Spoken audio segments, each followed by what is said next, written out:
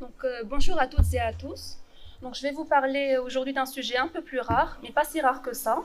Il s'agit des alopécies du cuir chevelu dans la maladie lupique. Je vais vous retracer l'expérience du service de dermatologie de Rabat concernant le sujet. Alors, le lupus érythémateux, comme vous le savez déjà, est une maladie auto-immune chronique, multisystémique, non spécifique d'organes, dont laquelle l'atteinte cutanée constitue la deuxième manifestation clinique la plus fréquente. Elle peut être soit isolée, soit entrée dans le cadre d'un lupus érythémateux systémique. Au cours de la maladie lupique, l'alopécie est fréquente et surviendrait chez 17 à 85% des patients lupiques. De plus, elle a un impact important sur la qualité de vie en raison du préjudice esthétique qu'elle occasionne. Alors, grâce aux avancées récentes en trichoscopie, de nouvelles classifications ont pu voir le jour, dont la plus récente est celle proposée par Udan Panish en 2018. Les auteurs y individualisent deux grands types d'alopécie. Une première catégorie d'alopécie spécifiquement liée à l'activité de la maladie lupique au niveau du cuir chevelu est documentée par l'étude histologique, et un deuxième groupe d'alopécies non spécifiques du lupus, mais qui peuvent néanmoins lui être associées. L'identification précise de ces alopécies revêt un intérêt pronostic double, car certaines ont une évolution cicatricielle définitive et sont donc une urgence thérapeutique, et d'autre part, certaines sont prédictives d'une atteinte systémique sous-jacente. Les objectifs de ce travail sont ainsi de déterminer les signes trichoscopiques d'activité des alopécies lupiques, d'évaluer l'association entre chaque alopécie lupique et l'activité du lupus cutané par le score CLASI, et enfin d'étudier la survenue d'une atteinte systémique et sa sévérité par le SLEDAI. Notre travail est une étude prospective, descriptive et analytique menée au sein du service de dermatologie de Rabat et s'étalant sur une année, de janvier à décembre 2022. Nous y avons colligé tous les cas de lupus cutané ou systémique, en poussée ou en rémission, chez qui un diagnostic d'alopécie du cuir chevelu a été posé cliniquement et en trichoscopie. Nous avons exclu les cas où le diagnostic de lupus était douteux et ceux qui ne présentaient pas d'atteinte du cuir chevelu. L'étude trichoscopique en lumière polarisée recherchait les altérations de la tige pilaire, les anomalies des ouvertures folliculaires, les changements périfolliculaires, les modifications du cuir chevelu interfolliculaire et la vascularisation. Ceci nous a permis de répartir nos patients selon la classification de Udan Panish en alopécie lupique spécifique pouvant être cicatricielle, incluant ainsi le lupus discoïde et la paniculite lupique classique du cuir chevelu, et les alopécies lupiques toujours spécifiques mais non cicatricielles, comportant les alopécies diffuses du lupus systémique, celles en plaques du lupus systémique, le cheveu lupique et la paniculite lupique linéaire et annulaire. Nous y avons ajouté le lupus tumidus du cuir chevelu. La deuxième catégorie d'alopécie est non spécifique du lupus et regroupe les fluviums télogènes, anagènes, la pelade et les alopécies secondaires, auxquelles nous avons ajouté l'AAG, la trichotillomanie et le lymphome T type paniculite. Nous avons calculé chez nos patients le score CLASI d'activité de l'atteinte cutanée, mais aussi nous avons relevé la présence d'un lupus systémique et sa sévérité par le score SLEDAI. Enfin, nous avons réalisé une analyse statistique, descriptive et analytique à la recherche d'une association significative entre deux variables. Nous avons colligé au total 42 patients lupiques durant la période d'étude, dont 38 présentaient une alopécie du cuir chevelu. L'âge médian au moment de l'étude était de 45 ans et les femmes étaient fortement représentées avec un pourcentage de 76,3%. Les antécédents personnels étaient dominés par la thyroïdite auto-immune, suivie du vitiligo et du syndrome de Gougerot, et aucun cas n'a reçu de médicaments inducteurs de lupus avant le déclenchement de la maladie lupique. Sur le plan clinique, 90,5% des patients lupiques enregistrés présentaient une alopécie du cuir chevelu. Celle-ci survenait le plus souvent dans l'évolution de la maladie lupique après une durée médiane de 44 mois. Et elle évoluait le plus souvent par poussée-aggravation lorsque l'alopécie était installée et juste avant l'initiation du traitement. Le pourcentage médian de surface du cuir chevelu atteinte était de 16% et le test de traction en périlésionnel était souvent positif. Toujours dans les caractéristiques cliniques, 57,9% des patients avaient une alopécie non cicatricielle contre 42,1% qui étaient déjà au stade cicatriciel définitif. L'alopécie se présentait le plus souvent sous la forme de plaques, uniques ou multiples, isolées ou confluentes. Elles pouvaient aussi être diffuses ou associant les deux formes. Dans les alopécies spécifiques du lupus, le lupus discoïde était le plus représenté, suivi de l'alopécie en plaques non cicatricielle du lupus systémique, puis de l'alopécie diffuse du lupus systémique, du cheveu lupique, du lupus tumidus, et en dernier lieu, la paniculite lupique classique du cuir chevelu. Les alopécies non spécifiques du lupus, quant à elles, étaient surtout représentées par l'effluvium télogène, l'AAG et la pelade. La trichotillomanie et le lymphome T paniculite étaient exceptionnels. Notons que 42% des patients avaient une association de deux types d'alopécie. Sur le plan trichoscopique, les signes qui étaient associés de façon significative au lupus discoïde étaient les bouchons cornés, les poils incarnés, les pili tortis, les squames blanches interfolliculaires, la pigmentation brune éparse, les aires rouges laiteuses, les aires blanches sans structure et le halo blanc périfolliculaire. Et parmi l'ensemble des signes trichoscopiques décrits dans le lupus discoïde, certains étaient associés à l'activité des lésions, à savoir l'érythème péripillaire et les vaisseaux arborescents épais. Enfin, au sein même des lésions actives, certains signes témoignaient de lésions débutantes de moins de 9 mois. Il s'agit des vaisseaux arborescents fins.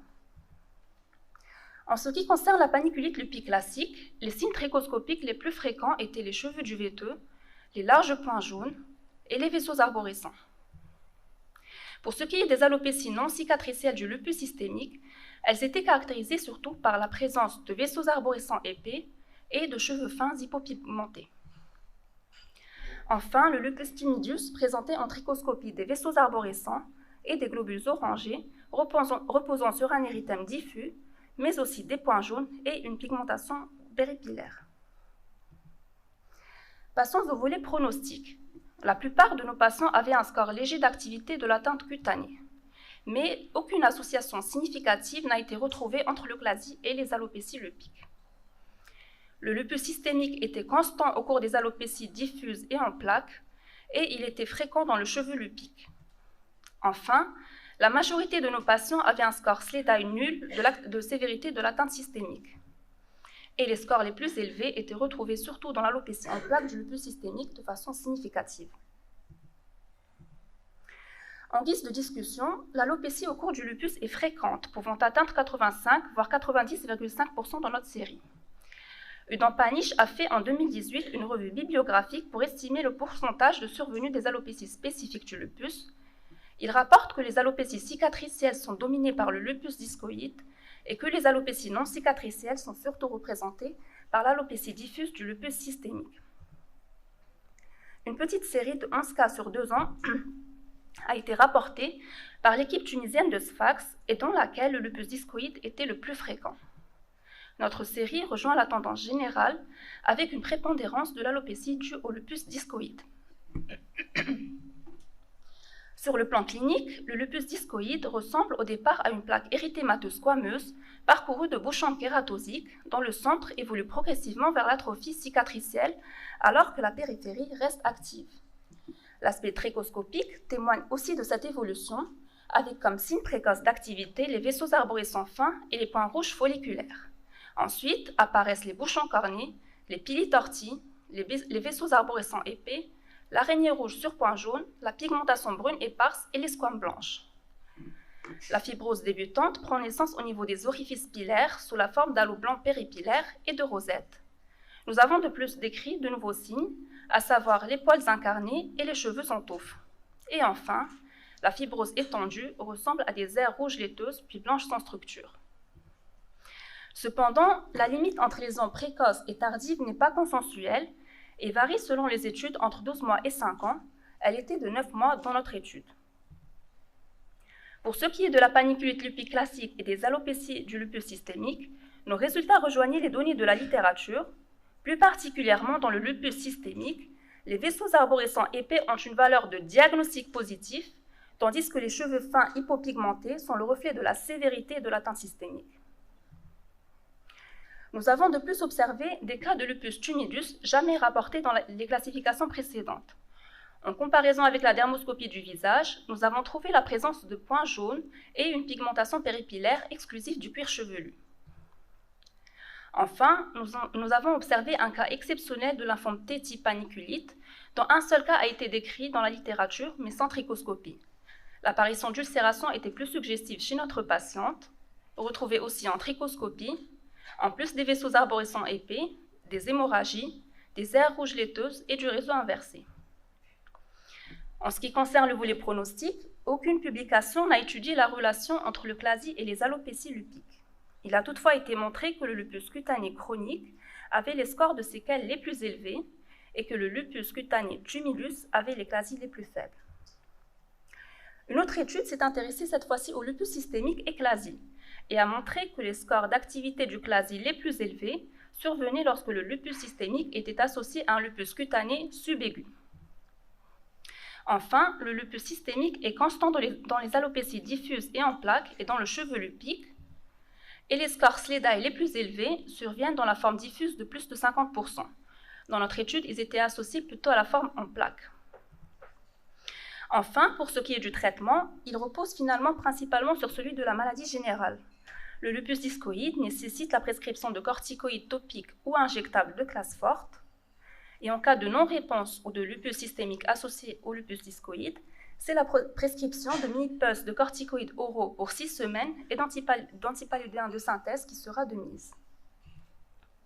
La paniculite lupique et le lupus tumidus répondent bien aux APS, et pour le traitement des alopécies du lupus systémique, il repose sur le contrôle de la poussée systémique. Des dermocorticoïdes forts pour 6 semaines et du minoxidil topique peuvent être ajoutés pour optimiser la repousse. Donc en conclusion, notre étude est la première étude marocaine étudiant les alopécies du cuir chevelu dans la maladie lupique. Le lupus discoïde est le plus fréquent, dont les signes trichoscopiques les plus précoces sont les vaisseaux arborescents fins. Nous avons de plus observé des cas exceptionnels de lupus tumidus et un lymphome T paniculite du cuir chevelu, soulignant ainsi la nécessité de mettre à jour la classification actuelle. Nous n'avons pas retrouvé de relation entre le CLASI et les alopécies lupiques. Par contre, un SLEDAI élevé était associé à l'alopécie en plaques du lupus systémique. Ainsi, le diagnostic du type d'alopécie a un enjeu pronostic double, de non-repousse des cheveux dans les alopécies à évolution cicatricielle et de survenue d'un lupus systémique dans les alopécies diffuses, en plaques et le cheveu lupique. Des études plus larges incluant une population témoin restent toutefois nécessaires pour mieux confirmer nos observations. Et je vous remercie.